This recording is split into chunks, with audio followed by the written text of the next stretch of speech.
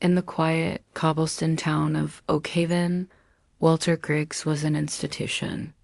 His shop, Griggs Meats, stood proudly on the main square, its red and white striped awning a familiar beacon for decades.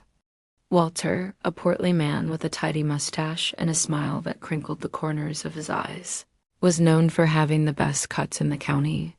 He'd greet every customer by name, his white apron a canvas for the day's honest work. But beneath the veneer of this cheerful butcher, a darkness was taking root, as cold and sharp as the hooks in his freezer. The disappearances began subtly, a lone traveler, then a farmhand from the outskirts of town. A shadow of fear crept over Oakhaven, but suspicion never fell on Walter. He was a constant, a comforting presence in uncertain times. His shop remained busy, the bell above the door jingling its merry tune.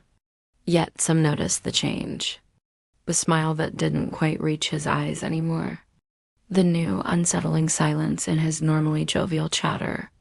Late at night, faint, rhythmic thuds could be heard from within the locked shop, a sound the townsfolk dismissed as him tenderizing a tough cut of beef. The truth was unearthed by accident. A young woman, searching for her missing brother, noticed a familiar silver ring on a string, tied to a hook behind the counter, almost like a trophy. Her blood ran cold. She looked at Walter, who was watching her, his cleaver held loosely in his hand. The friendly mask fell away, revealing a predatory emptiness. The secret of Griggs Meats was not in his recipes, but in his cellar. The finest cuts in Oakhaven were sourced from the very people who had vanished into the town's growing nightmare. Walter Griggs wasn't just a butcher. He was a harvester of men,